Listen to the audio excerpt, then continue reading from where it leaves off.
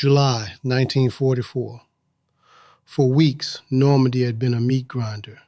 The Allied advance stalled, bogged down in the brutal hedgerows.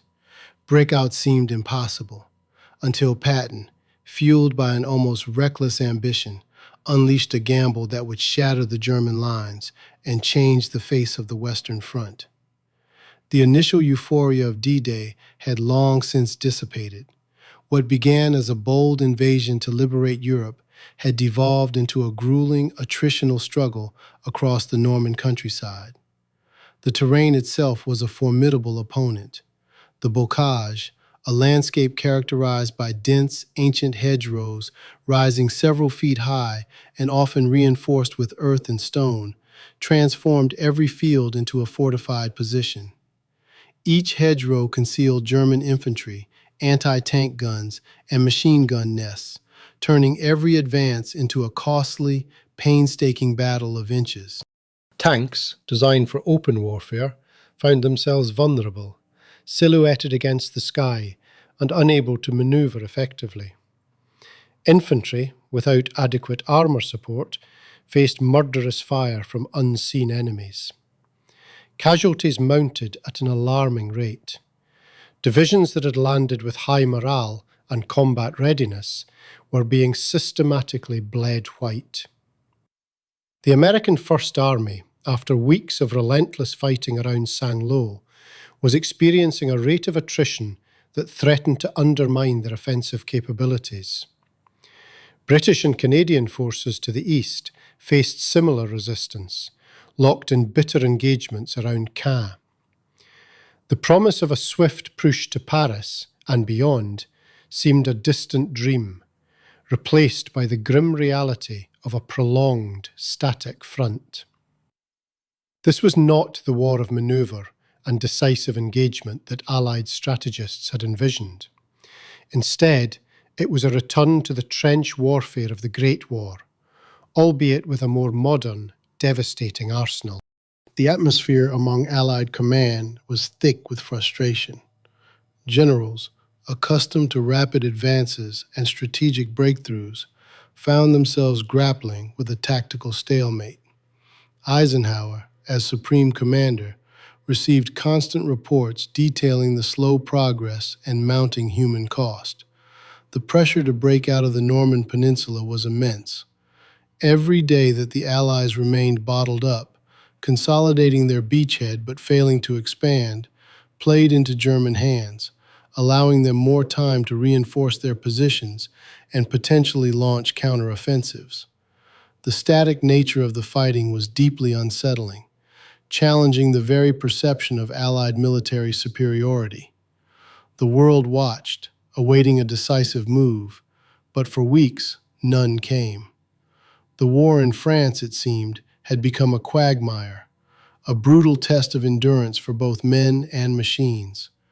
This protracted stagnation was largely a product of the Norman terrain itself.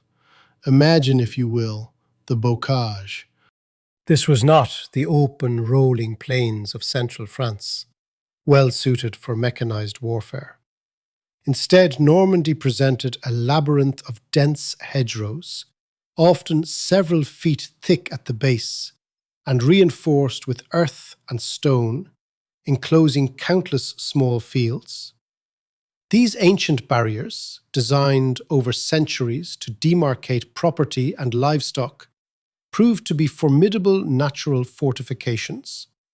Each hedgerow effectively became a ready-made tank trap and an infantry strongpoint, obscuring fields of fire and funneling advances into predictable, deadly corridors. For the attacking Allied forces, every field was a miniature battleground, every hedgerow a new defensive line to be breached. Visibility was severely limited, rendering traditional offensive tactics, which relied heavily on integrated air support and rapid armoured thrusts, largely ineffective. Tanks, designed for speed and overwhelming firepower in open country, found themselves constricted, their turrets unable to traverse quickly enough to engage unseen threats emerging from the dense foliage. The Germans, masters of defensive warfare, exploited this landscape with ruthless efficiency. Utilizing the bocage to their immense tactical advantage, they established a layered defense. Machine gun nests were cleverly concealed behind hedgerows, their interlocking fields of fire designed to decimate advancing infantry. Anti-tank guns, often camouflaged and in place to cover narrow approaches, lay in wait for Allied armor. Each field became a killing zone, and the slow, arduous process of clearing hedgerow after hedgerow led to prohibitive casualties and grindingly slow progress. Progress measured in yards, not miles. This was a stark contrast to the swift advances anticipated by Allied planners. The German defensive strategy did not rely on grand counteroffensives, but rather on attrition. They understood that every hedgerow held, every day the Allies were bogged down, allowed them precious time to consolidate their positions further inland and prepare for the inevitable Allied push. The objective for the Allies was clear: to break out of this claustrophobic terrain and into the more open country further south and east. This was crucial for several reasons. Firstly, open terrain would allow the Allied numerical and material superiority, particularly in armour and air power, to be fully utilised. This was the environment where manoeuvre warfare, the cornerstone of Allied doctrine, could truly flourish. Armoured divisions, once unleashed, could bypass strongpoints, disrupting German lines of communication and supply, and ultimately envelop their forces. Secondly, a breakout was vital for operational momentum. The longer the Allies remained confined to the beachhead, the greater the risk of German forces consolidating sufficiently to launch a decisive counterattack that could potentially unravel the entire invasion. The strategic imperative, therefore, was not merely to gain ground, but to achieve a decisive breakthrough that shattered the German defensive lines and permitted the Allied armies to conduct deep penetrations. The question was, how?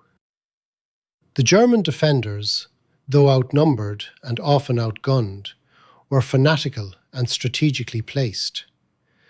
Their command of the terrain, combined with their disciplined defence, had effectively blunted every Allied offensive thus far. Was there a way to circumvent this natural fortress? Or must it be painfully dismantled field by bloody field? The Allied command was under immense pressure to find a solution, a bold stroke that would unlock the stalemate and unleash their full military might. The frustration was palpable. The situation demanded a radical departure from conventional tactics. The viability of the entire Western Front hinged on finding a decisive answer to the Norman conundrum, or risk a protracted, costly war of attrition that few in the Allied High Command truly desired. This critical juncture demanded more than incremental gains. It necessitated a radical operational concept that could shatter the German stranglehold. From this imperative, Operation Cobra was born, not spontaneously, but as the culmination of meticulous planning and strategic foresight. Initially conceived by Lieutenant General Omar Bradley, commander of the 1st U.S. Army, Cobra was envisioned as a spearhead, a concentrated assault designed to create a breakthrough where all previous attempts had foundered. The core premise of Cobra was surprisingly straightforward, yet audacious in its execution. Bradley proposed a massive, unprecedented aerial bombardment, not dispersed across a wide front, but concentrated directly upon a relatively narrow band of German defenses west of St. Lo.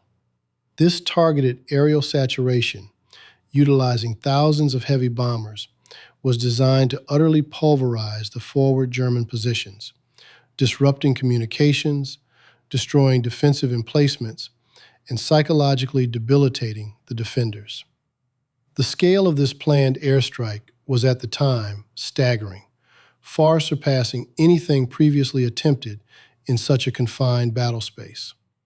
Following this devastating aerial prelude, the plan called for an overwhelming combined arms assault. Infantry divisions, particularly those with recent combat experience in the hedgerow country, would surge through the pulverized German lines, tasked with overcoming any remaining pockets of resistance and securing the initial breakthrough. Crucially, they were not to get bogged down in slugging combat, but rather to exploit the disarray created by the bombing. Almost immediately on their heels, two armoured divisions, the 2nd and 3rd Armoured Divisions, would then plunge into the breach. Their mission, to drive a narrow yet incredibly deep salient into the German rear. This was not about seizing ground sector by sector. It was about penetration, about creating a gaping wound behind the enemy's main defensive belt. The strategic genius behind Cobra lay in its objective, not merely to gain acreage, but to dismantle the German defensive structure by collapsing its internal cohesion. By rupturing the front in such a decisive manner, Bradley aimed to bypass the labyrinthine hedgerow defences that had proven so costly to breach piecemeal. The initial thrust was intended to be a spear, piercing the German lines, creating a vulnerable flank and allowing for a rapid, expansive manoeuvre that would ultimately encircle and destroy the German 7th Army. However, the initial concept for Cobra, while ambitious, was constrained by the realities of the Norman landscape and the limitations of intelligence. It was a calculated gamble, reliant on the sheer shock value of massed air power and the rapid exploitation by armoured forces. The precision of the aerial bombardment and the swiftness of the subsequent ground assault were paramount, demanding unwavering coordination and flawless execution from all involved. A momentary hesitation, a critical miscalculation, or an unexpected German countermove could transform this audacious gamble into a catastrophic failure, potentially sealing the fate of the entire Normandy campaign. The stakes, therefore, could not have been higher. And so, before the armoured columns could surge forward, the ground had to be thoroughly softened. The preliminary aerial bombardment was designed not merely to disrupt, but to pulverise. Codenamed Operation Cobra, this aerial assault was unprecedented in its scale and intensity, a true spectacle of raw, destructive power. Nearly 3,500 heavy bombers, medium bombers, and fighter bombers from the United States 8th and 9th Air Forces, alongside the Royal Air Force, were marshalled for this singular purpose. Their objective?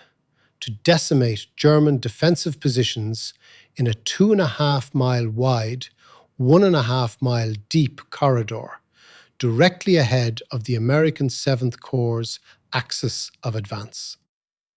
The sheer concentration of ordnance dropped was staggering. Thousands of tons of high explosive and fragmentation bombs were to rain down upon the German lines, transforming the bucolic Norman landscape into a lunar wasteland. The psychological impact alone was expected to be immense. For the German defenders, dug into their hedgerow strongpoints, the sustained roar of formation after formation of bombers, followed by the earth-shattering concussions of the explosions, must have been utterly terrifying. It was a baptism of fire that few soldiers from any era could have endured without significant psychological trauma. The intent was to break their will to fight, to disorient them, and to destroy their command and control infrastructure, rendering them incapable of coordinated resistance. Yet this awe-inspiring display of air power came at a terrible cost, marred by a series of tragic friendly fire incidents that cast a somber shadow over the operation's initial hours.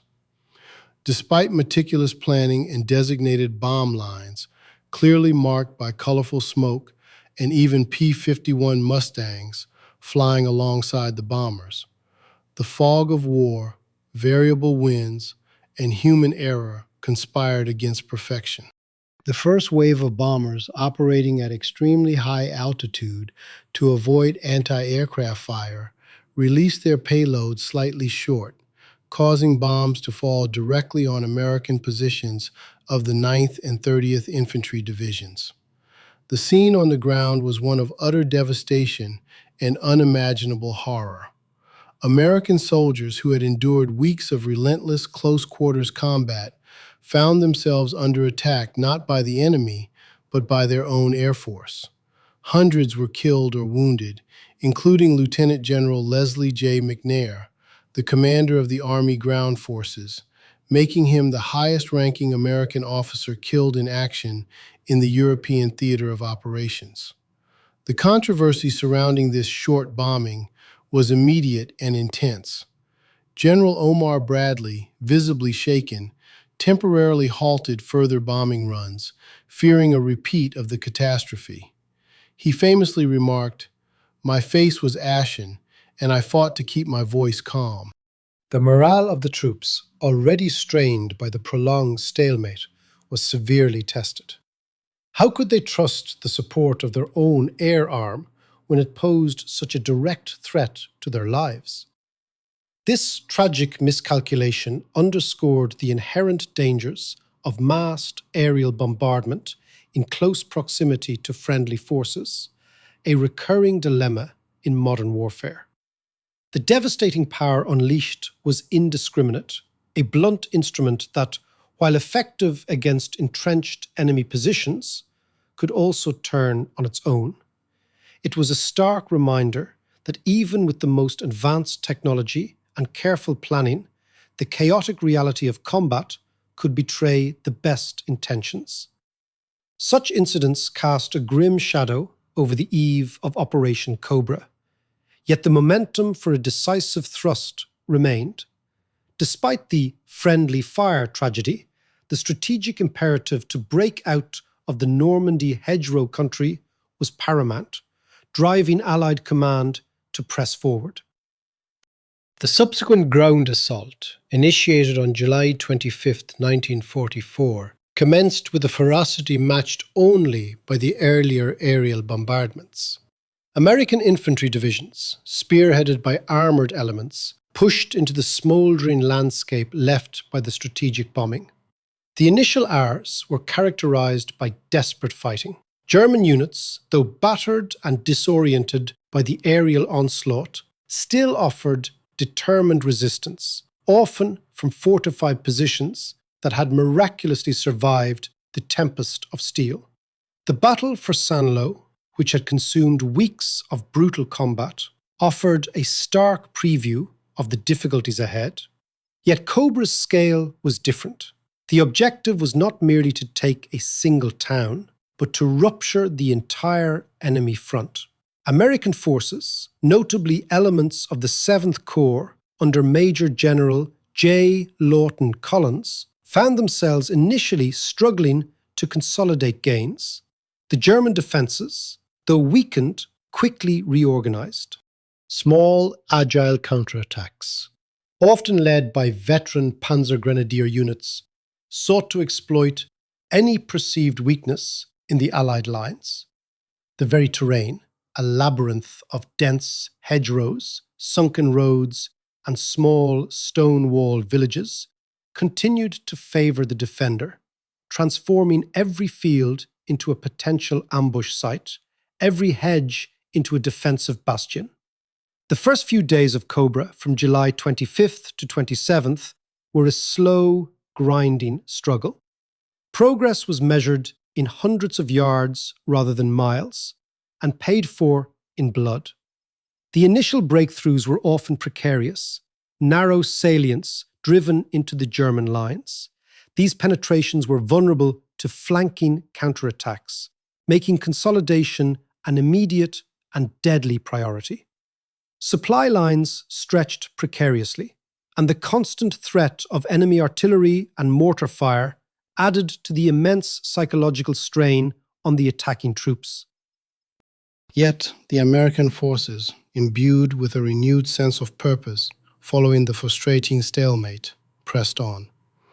Engineers worked tirelessly under fire to clear obstacles and improve roads, while logistics units struggled to keep ammunition and supplies flowing to the front lines. The tactical ingenuity of junior officers and non-commissioned officers proved crucial in navigating the bewildering terrain and overcoming localized pockets of resistance. By the 27th of July, a discernible, albeit still fragile, breach had been established. Elements of the First Army had managed to carve out a narrow corridor extending several miles inland from the initial breakthrough points. This corridor, however, was far from secure. Its flanks remained vulnerable to German counterthrusts, and the intensity of the fighting showed no signs of abating. The nature of the breakout was less a clean rupture and more a reluctant tear in the enemy's fabric. It was a testament to the unyielding resolve of the Allied infantry that such a breach was even possible, given the strength of the German defensive mindset and their ability to quickly adapt tactics. The focus shifted from merely breaking through to widening and deepening this nascent penetration, transforming a vulnerable salient into a secure gateway for exploitation. The critical question now became, could this advantage be pressed before the enemy could effectively seal off the wound? The battle was now entering a critical phase where swift action and audacious decision-making would determine its ultimate direction. It was at this precise juncture that Lieutenant General George Patton, Jr., a figure synonymous with aggressive mechanized warfare, entered the stage. His newly operational Third Army, comprising several armored and infantry divisions, had been held in reserve, coiled and ready for just such an opportunity. Having been strategically positioned, awaiting a definitive rupture of German lines, the Third Army represented a formidable offensive spearhead. The question of when and where to commit this powerful formation had been debated at length, but the unfolding situation provided the undeniable impetus for its deployment. Patton, observing the nascent breach, perceived not merely a tactical opening, but a vast strategic vacuum ripe for exploitation. His military philosophy, forged in the crucible of tank warfare, eschewed caution in favor of relentless, aggressive push. He viewed the battlefield not in terms of static lines, but as a fluid entity, where rapid maneuver and decisive action could dislodge even the most deeply entrenched adversary. For Patton, a rupture in the enemy's front was an invitation, indeed a command, to flood the zone with armoured columns, bypass resistance, and disrupt the enemy's rear. He understood that speed was paramount. The window of opportunity for such a deep penetration could close as swiftly as it opened. His strategic vision extended far beyond merely gaining ground. It encompassed collapsing the enemy's operational coherence by severing his supply lines, seizing key logistical hubs, and creating widespread panic that would unravel their ability to mount an organized defense. His core philosophy, one of aggressive push, relentless pursuit, and exploitation of success, defined his approach to warfare. The momentum of the attack, he believed, was a weapon as potent as any tank or artillery piece. To slow down was to invite re-establishment of enemy lines. To pause was to allow resistance to stiffen. This was not merely about tactical breakthroughs, but about strategic paralysis. Patton's Third Army was specifically trained and equipped for this type of mobile warfare, designed to punch through, fan out, and keep moving, bypassing resistance rather than engaging it directly where possible. Their units possessed unparalleled logistical support designed to sustain rapid advances, ensuring that fuel, ammunition, and rations could keep pace with their swift forward progress. This particular moment, with a fragile but existent breach, perfectly aligned with Patton's aggressive doctrine. The decision to commit the Third Army was not just about adding more force, it was about injecting a fundamentally different operational tempo and strategic intent into the battle. Could this potent combination transform a perilous tactical tear into a catastrophic strategic collapse for the Germans? That was the gamble, and Patton was prepared to take it. It was in this crucible of opportunity that Patton issued his now legendary directive to his commanders: exploit the situation. Hit 'em where they ain't. This was not simply a slogan. It was a clear articulation of operational philosophy, grounded in rapid reconnaissance and merciless exploitation of enemy weaknesses. While other commanders might have paused to consolidate gains or reevaluate, Patton demanded immediate and aggressive movement into the German rear. His Third Army, specifically the 12th Corps on the eastern flank and the 8th Corps further southwest, was unleashed. The spearhead of this audacious dash was the 4th Armoured Division, under the command of Major General John Shirley Wood, a unit already celebrated for its speed and ingenuity. On August 1st, 1944, the 4th Armoured, spearheaded by its Combat Command A, plunged into the breach. Their objective to swing wide around the German 7th Army's flank, cutting off their retreat and isolating them within the ever-tightening Allied encirclement. The initial advance was breathtaking in its audacity and speed. Through the narrow corridor south of Saint-Lô, a route barely secured by preceding infantry, hundreds of tanks, armoured cars and support vehicles poured. This was mobility warfare in its purest form. A massive armoured column stretched for miles, each unit maintaining relentless pressure. They bypassed isolated pockets of German resistance, leaving them for follow-up infantry, concentrating solely on projecting power deeper into enemy territory. Day one of the advance saw the 4th Armoured cover nearly 35 miles, a remarkable distance given the combat conditions and the shattered French countryside. They seized Avroches, a critical crossroads and bottleneck on the Péninsule du Cotentin, on August 1st, severing the German 7th Army's primary escape route to the west. This single action, achieved with lightning speed, was a strategic masterstroke that fundamentally altered the operational landscape. Imagine the scene. A long, snaking line of M4 Shermans, M8 Greyhounds and half-tracks, churning up dust, their crews alert, pushing ever onward. The rumble of engines, the clatter of tracks, the crackle of radio communications, all contributing to a terrifying symphony of mechanized war for the Germans. By August 3rd, elements of the 4th Armoured had pushed over 50 miles south, reaching the vicinity of Rennes and threatening critical supply lines leading from Brittany. The speed of this advance was such that intelligence sometimes lagged behind the front lines. Commanders were often making critical decisions based on rapidly changing, incomplete information, relying heavily on initiative and aggressive interpretation of their orders. The 8th Corps, advancing southwest, pushed deep into Brittany, reaching beyond Vannes and threatening Brest by August 7th. Within a mere 6 days, a tactical breach had been transformed into a strategic rupture, with Allied armored divisions now operating deep behind what had been, only days before, the German front lines.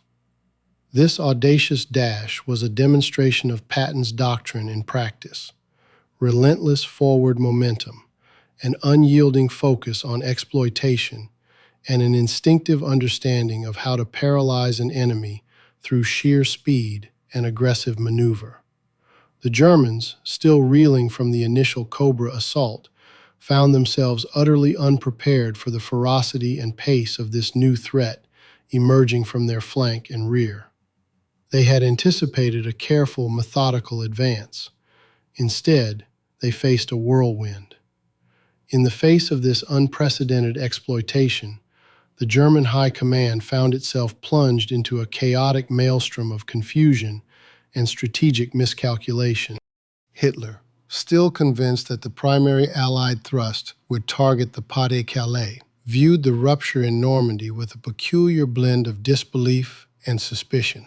He stubbornly interpreted the swift advances of Patton's Third Army not as a major strategic breakthrough, but as a localized tactical probing, or perhaps even a diversionary feint designed to draw German reserves away from the more critical northern sector. This profound misjudgment was tragically compounded by the fractured command structure and an inherent inability to react with the swiftness and flexibility demanded by the Allied offensive. Field Marshal Gunther von Kluge, commanding Army Group B, was caught between his operational realities and the Führer's inflexible directives. Intelligence reports from the front lines painted a grim picture. Entire divisions were disintegrating, supply lines were severed, and key communication nodes were falling into Allied hands with alarming speed.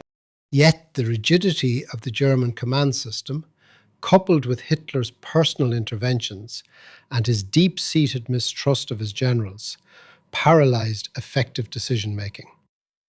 Orders from the Führer's headquarters often contradicted the tactical necessities observed by commanders on the ground, creating a debilitating delay and fostering an environment of fear where honest assessments were often suppressed. The German armoured reserves, crucial for any counteroffensive, were held firmly in politically designated positions, often too far from the developing crisis to make a meaningful impact. Divisions that were eventually released were committed piecemeal, arriving at the front in dribs and drabs, often under strength and poorly coordinated, only to be overwhelmed by the concentrated power of Patton's rapidly moving columns. This failure to mass forces at the critical point, stemming from a fundamental misunderstanding of the Allied objective and Patton's aggressive operational tempo, proved catastrophic.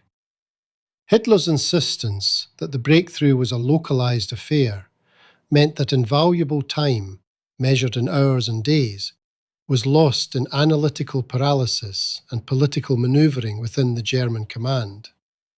By the time the full extent of the Third Army's westward and southward thrusts became unambiguously clear, the opportunity for a cohesive and decisive counterattack had already evaporated. The Germans were effectively fighting a series of local engagements, responding to immediate threats rather than orchestrating a unified defensive strategy against a rapidly expanding strategic rupture. This disarray, born of hubris and a pathological inability to comprehend the tempo of modern armoured warfare, afforded Patton precisely the operational freedom he needed to transform a tactical advantage into an overwhelming strategic victory, extending the Allied reach far beyond initial expectations. Yet, even with such strategic disarray among the enemy, the relentless pace of Patton's advance created its own vulnerabilities, most notably a monstrous logistical challenge. The sheer velocity of the Third Army's thrust meant supply lines stretched to a breaking point. Fuel, ammunition, and rations were consumed at an astonishing rate, far exceeding the capacity of conventional supply methods. Patton's demands were insatiable, almost audacious. Thousands of tons of materiel daily, simply to maintain momentum. This logistical bottleneck threatened to halt the entire operation, turning a glorious breakout into a frustrating stalemate. The solution born of necessity and innovation, was the Red Ball Express. Conceived and implemented with almost unprecedented speed, it was a colossal endeavor in military logistics, a dedicated network of truck convoys designed to bypass congested rail lines and move essential supplies directly from depots in Normandy to the rapidly advancing front. Operating 24 hours a day, 7 days a week, often under perilous conditions, the Red Ball Express became the lifeblood of the Allied advance. At its core, the Red Ball Express relied on the tireless efforts of approximately 75,000 soldiers, predominantly African American, who drove an estimated 6,000 trucks. These men, often facing not only the dangers of combat zones, but also the pervasive racial discrimination of the era, performed Herculean feats of transportation. They drove for 15, 18, even 20 hours straight, navigating blackout conditions, poor roads, and the constant threat of German ambush or air attack. They pushed their vehicles to the absolute limit, often beyond manufacturer specifications, turning every road into a highway of critical supply. The scale of this operation is difficult to overstate. Convoys of 100 or more trucks, spaced only 25 yards apart, created a nearly continuous stream of materiel. Specialized routes were designated for the Red Ball, often closed to all other traffic, underscoring its absolute priority. Military police units were deployed along these routes to ensure smooth passage and prevent pilfering. Drivers, often young and inexperienced, rapidly gained expertise in maintaining their overloaded vehicles, making roadside repairs under immense pressure and navigating unfamiliar terrain. Without the Red Ball Express, Patton's Third Army, arguably the spearhead of the Allied breakout, would have run dry within days. The razor's edge upon which this gamble operated was terrifyingly acute. There were instances where divisions were down to their last few gallons of fuel or their last clips of ammunition before a Red Ball convoy arrived, often just in the nick of time. This organizational triumph, largely unheralded in mainstream accounts, permitted the relentless pursuit of the retreating German forces, allowing the tactical victory of the breakout to be extended into a profound strategic advantage. The image of those long, dusty convoys, pushing ever forward, is a testament to the fact that even the most brilliant battlefield strategies can fail without the grinding, often anonymous toil of logistics. It was a race against time, a testament to endurance, and a critical factor in the speed of the Allied liberation of France. This logistical miracle, enabling the sustained advance, set the stage for an unparalleled dash across the French landscape. As the Red Ball Express kept the gasoline flowing, Patton's divisions, particularly the motorized infantry and tank units, unleashed their full potential. From Avranches, the gateway exploited during Cobra, the Third Army did not simply advance, it exploded. The spearhead plunged westward into Brittany, a strategic move designed to seize vital port facilities like Brest, Lorient, and Saint-Nazaire, which were desperately needed for Allied supply lines. But the speed of the advance almost immediately outpaced the initial objective. Within days, elements of Patton's Third Army were not just driving through Brittany, they were encircling and bypassing German garrisons.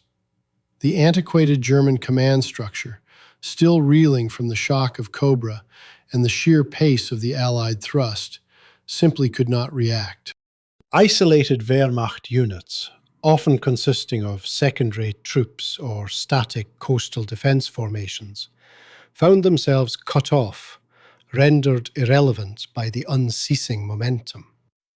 Cities like Rennes fell within a week, followed by Saint-Malo and Nantes, which were secured by mid-August. The intent to seize major ports quickly transitioned into isolating formidable German strongholds, strategically reducing their threat while maintaining the eastward momentum. This lightning-fast surge created profound psychological effects. To the retreating and often disoriented German forces, Patton's army became a ghost army, appearing seemingly out of nowhere, striking deep into their rear and then vanishing as swiftly as it arrived, only to reappear further beyond. The German High Command, attempting to discern Allied intentions, was confounded by the multiple axes of advance. Were they heading for Brittany's ports, or were they driving directly for Paris? Or perhaps attempting to flank the main German forces retreating from Normandy? This strategic ambiguity, born of sheer speed, fragmented German defensive efforts even further. While some elements were detailed to contain the bypassed enemy pockets in Brittany, the main body of the Third Army did not linger. Instead, it executed a dramatic 90-degree turn, pivoting eastward towards the Seine River, a natural defensive barrier for the retreating Germans. This move was predicated on the understanding that isolating the Breton ports, while important, was secondary to exploiting the disintegration of the German Seventh Army. The race now was not merely to secure territory, but to prevent the Germans from establishing any coherent defensive line east of the Seine. Cities such as Le Mans and Chartres fell with astonishing rapidity in mid-August, often after fierce but brief engagements. The German forces encountered were a patchwork of units. Battle-weary veterans trying to escape the Falaise pocket, newly formed divisions still consolidating, and hastily organised ad hoc groups. None were prepared for the relentless, coordinated assault of Patton's armoured spearheads, supported by tactical air power that dominated the skies. The Allied fighter-bombers, operating with almost complete air superiority, were instrumental in disrupting German troop movements, supply columns, and even individual vehicles, turning roads into deadly gauntlets. The psychological impact on the French populace was equally dramatic.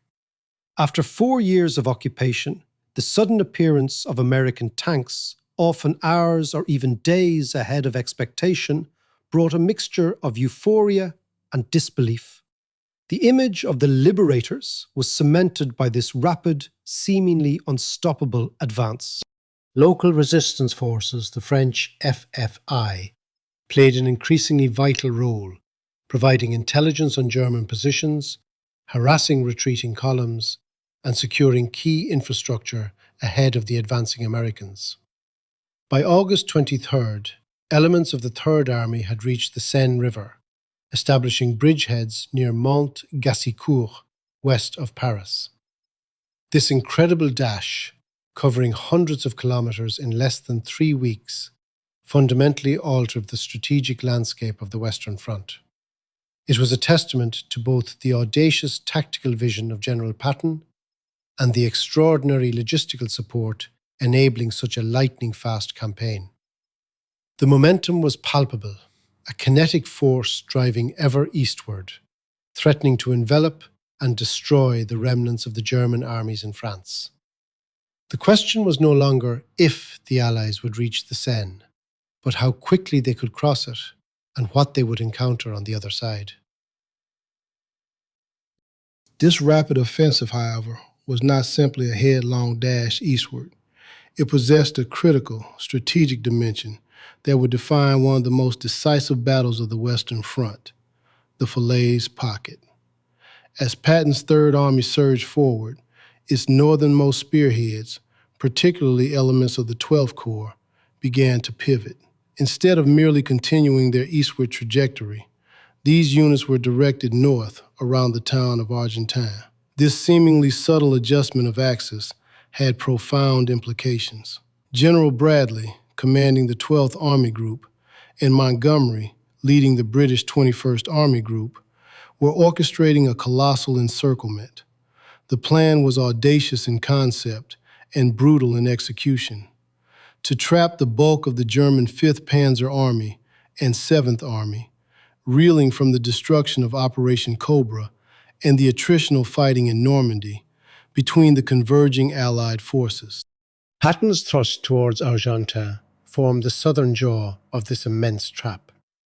His armoured divisions, capitalising on their superior mobility and the disarray of German logistics, rapidly covered ground, outflanking German defensive positions and creating widespread panic. The sheer speed of this advance often placed his forces deep within enemy territory, creating critical vulnerabilities, but also presenting unparalleled opportunities to seal off escape routes. As American columns pushed north, British and Canadian forces under Montgomery were simultaneously pressing south towards Falaise. The objective was to link up, effectively closing the pocket and annihilating the German forces within. The relentless pressure exerted by Patton's forces, constantly threatening to cut off lines of retreat, compelled German commanders to make increasingly desperate decisions.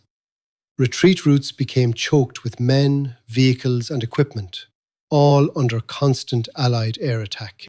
The Falaise-Argentan gap, narrowing by the hour, became a cauldron of destruction. While the ultimate closure of the pocket was a combined Allied effort, Patton's aggressive drive to Argentan was instrumental in forming its southern boundary. It was here, at the very edge of the converging jaws, that some of the fiercest fighting occurred, as German units, particularly the elite SS Panzer divisions, fought with characteristic ferocity to keep open a lifeline, however tenuous. The resulting encirclement, though not perfectly sealed in time to prevent all German escapes, still constituted an unmitigated disaster for the Wehrmacht. Tens of thousands of German soldiers were captured, and an immeasurable amount of equipment, tanks, artillery, trucks, was destroyed or abandoned. The destruction of German fighting capacity in the Falaise pocket would effectively end the Battle of Normandy and clear the path for the Allied advance across France. Patton's gamble, his rapid exploitation of the Cobra breakout, had culminated not just in a swift advance, but in the creation of a strategic vice that crippled the German armies in the West. It demonstrated, with brutal clarity, how a tactical breakthrough, when ruthlessly exploited with strategic vision, could lead to a catastrophic collapse of the enemy's entire front. This was the direct consequence of Patton's audacious drive. The southern wall of the German army's destruction was his making. This profound victory, however, was not merely a testament to strategic planning or overwhelming materiel superiority. It was, in large measure, a direct reflection of General George S. Patton's singular leadership style. While conventional military doctrine often dictated that high-ranking commanders observe operations from a secure rear echelon, Patton fundamentally rejected this approach. His operational philosophy demanded his physical presence at the very spearhead of the advance, invariably exposing him to the same risks as the frontline troops. This was not a mere affectation. It was a deliberate and calculated aspect of his command methodology. Patton understood that morale, especially during a rapid, high-intensity offensive, was directly proportional to the visible engagement of leadership. Consequently, he was frequently seen and heard personally navigating the chaotic, dust-choked routes at the front, conversing directly with tank commanders, infantry sergeants, and even individual privates. He wasn't merely observing, he was instilling confidence, issuing directives, and, critically, absorbing unfiltered intelligence from the ground up. This direct communication channel, unburdened by layers of bureaucracy, allowed him to maintain an acute understanding of the tactical situation, enabling exceptionally swift decision-making. Where other generals might await detailed reports, Patton was already formulating his next move, often based on a brief exchange with a company commander whose unit had just encountered unexpected resistance. His relentlessness transcended mere presence. It was a palpable force that permeated his staff and subordinates. Patton's directive to push, push, push was not a vacuous slogan, but a core operational imperative. He demanded aggressive, incessant offensive action, viewing any pause, however brief, as an unacceptable yielding of initiative to the enemy. This often meant overriding cautious impulses from his own staff or even higher command, who might advocate for consolidation or resupply before further advance. For Patton, the momentum of the pursuit was paramount. He understood that a rapidly retreating enemy was a vulnerable one, and any delay granted them precious time to reorganize, regroup, and establish new defensive lines. This dynamic frontline leadership contrasted sharply with the more detached, methodical approaches adopted by many of his contemporaries. While others meticulously planned each phase of an operation from a map room, Patton treated the battlefield as his extended command post, making critical adjustments and issuing orders almost improvisationally, yet always with an underlying strategic objective firmly in mind. His emphasis was not on meticulous conformity to a preconceived plan, but on adapting with lightning speed to the fluid realities of combat, constantly exploiting weaknesses and pressures. He often bypassed formal chains of command in the interest of speed, communicating directly with whomever could effect the necessary action most rapidly, a practice that, while effective, sometimes ruffled feathers within a more rigid military hierarchy. His method was to galvanize, to inspire by example, and to relentlessly impose his will and the will of the Allied forces upon the German resistance. It was this singular, almost visceral connection to the fighting that allowed him to maintain such an extraordinary tempo of operations, translating tactical opportunities into strategic fait accompli with unprecedented speed. Yet this audacious pace, however effective, came with an undeniable and at times alarming cost. The rapid advances, while decisive, exacted a heavy toll on the men and materiel of the Third Army. Troops, often moving for days with minimal rest, reached states of profound exhaustion. The relentless momentum meant that forward units frequently outran their logistical support, leading to critical shortages of fuel, ammunition, and even basic rations. This stretched logistical lifeline, often hundreds of miles long, became perilously thin in places, a constant vulnerability that German remnants, however dispossessed, sought to exploit. The sheer velocity of the offensive also dramatically accelerated the rate of vehicle breakdowns. Tanks, half-tracks, and transport trucks, pushed to their mechanical limits over often unpaved or battle-scarred roads, buckled under the strain. Engines seized, transmissions failed, and tires blew out with alarming frequency. Keeping these vital machines operational became a continuous, complex challenge for maintenance crews, who themselves were struggling to keep up with the advancing front. Spare parts, like other supplies, were often scarce, and skilled mechanics were stretched to their breaking point. The impact was clear. Even if men had the will to advance, a lack of functioning vehicles could, and often did, bring operations to a grinding halt, if only temporarily. Furthermore, the very speed that conferred such a tactical advantage also created a precarious situation regarding communications and troop disposition. The rapid, deep penetrations meant that units, operating effectively in independent thrusts, often created vast, exposed flanks. While Patton's philosophy encouraged bold, aggressive manoeuvres, this inherent decentralization meant that maintaining secure, continuous communication across the expansive operational area became increasingly difficult. Radio networks were stretched, and messenger services struggled to keep pace. This fragmented communication environment made swift coordination in the face of unexpected enemy resistance or counterattack a significant challenge. These exposed flanks were not merely theoretical vulnerabilities. They represented a constant, grave threat. German forces, though reeling, were far from vanquished. Their commanders, trained in the arts of maneuver and counterattack, keenly sought opportunities to exploit any weakness.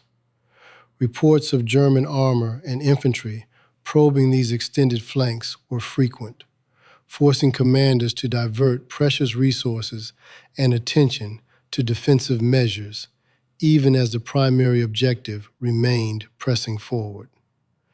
This created a knife-edge dynamic, where the momentum of the advance constantly balanced against the inherent risks of overextension. Every mile gained was a testament not only to Allied prowess, but also to the precariousness of their position, a calculated gamble against time, and the persistent, if diminished, threat of a determined enemy. In essence, the Third Army was perpetually on the offensive, but also perpetually on guard, a high-stakes race against the potential for disaster.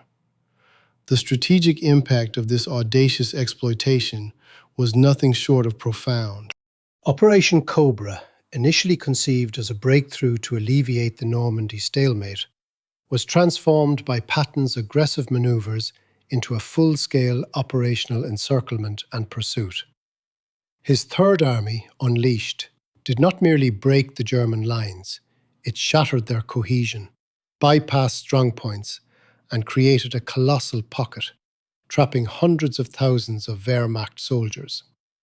This swift, decisive action effectively ended the static warfare that had characterized the Normandy campaign since D-Day. The bocage, once an impediment, became a mere memory as Allied forces poured through the breach, fanning out across northern France. The path for the liberation of France, which had seemed agonizingly slow for weeks, was now flung open. Cities and towns, held captive for years, began to see the advance elements of Allied armour. The psychological effect, both on Allied morale and German resolve, was immense. For the Allies, it was proof that the tide had decisively turned. For the Germans, it signalled the beginning of the end, a desperate retreat punctuated by sporadic, often futile counterattacks. Patton's reputation, already formidable, was cemented as a daring, unconventional commander whose preference for rapid, relentless advance over cautious consolidation defied conventional military doctrine, yet consistently delivered unparalleled results. His philosophy of holding them by the nose and kicking them in the pants was spectacularly validated on the battlefields of France. This phase of the campaign, though spectacularly successful, also laid the groundwork for future challenges and strategic pauses. The sheer rapidity of the advance, while tactically brilliant, stretched supply lines to their breaking point. Fuel, ammunition, and even basic rations struggled to keep pace with the spearheads. Commanders found themselves facing the logistical nightmare of maintaining momentum across hundreds of miles of liberated but often devastated territory. The German armies, though routed, were not entirely destroyed. Many elements managed to escape the Falaise pocket, albeit severely mauled. These remnants would coalesce, regroup, and prepare for a tenacious defense of their homeland. Thus, as the Third Army approached the Moselle River, the very success of the breakout necessitated a temporary halt. The exhausted troops, strained logistics, and increasingly organized German resistance along fortified lines combined to slow the seemingly unstoppable momentum. This pause at the Moselle, though frustrating for Patton, was a direct consequence of the extraordinary exertions that had characterized the breakout. It underscores a fundamental principle of warfare. Even the most brilliant operational successes must eventually confront and adapt to the realities of supply, attrition, and the adversary's capacity for renewed resistance. The audacious gamble had paid off handsomely, but the war, as Patton well knew, was far from over. The strategic landscape of Western Europe, however, had been irrevocably altered, setting the stage for the next, equally brutal phases of the conflict. Indeed, Operation Cobra, culminating in the breakout from Normandy, stands as a testament to the audacious strategic thinking of the Allied command and, crucially, to the singular leadership of General George S. Patton, Jr. His unyielding drive, coupled with a profound understanding of maneuver warfare, transformed a potentially protracted stalemate into a dynamic, sweeping offensive. It was a calculated risk, leveraging superior air power and anticipating German vulnerabilities that paid dividends far beyond initial projections. Patton's unique ability to inspire his troops, demanding relentless forward motion, even in the face of exhaustion, was the critical human factor that translated strategic vision into operational triumph. The aggressive tempo he imposed shattered German cohesion, preventing any organized, sustained counterattack, and ultimately facilitating the rapid liberation of vast swathes of France. Yet, as we have explored, even such spectacular success came with its own set of challenges, reminding us that military victory is rarely absolute and always entails a continuous adaptation to evolving circumstances. The seemingly endless pursuit, the logistical strains, and the eventual necessary pause reveal the intricate dance between strategic ambition and wartime realities. The breakout was not merely a battle won. It was a fundamental shift in the Western Front, permanently altering the strategic calculus for both sides. It deprived Germany of vital territory, resources, and, perhaps most critically, morale, while bolstering the Allied cause with an undeniable sense of momentum. Patton's leadership, though sometimes controversial, was undeniably instrumental in orchestrating this pivotal moment, his unwavering focus on the offensive proving to be the catalyst for one of the most decisive campaigns of the Second World War. The complexities of that period, the interplay of command decisions, technological superiority, and the sheer grit of the soldiers on the ground offer endless avenues for historical inquiry. Understanding how such high-stakes gambles were conceived and executed provides invaluable insight into the art of war and the nature of leadership under extreme duress. The lessons from Cobra, particularly concerning rapid exploitation and adaptable logistics, remain pertinent even in a modern context, underscoring the timeless principles of military operations. If you want to delve deeper into these incredible moments of military history and uncover more stories of strategy, leadership, and sacrifice, make sure to subscribe and hit the notification bell. Join our community as we explore the past together.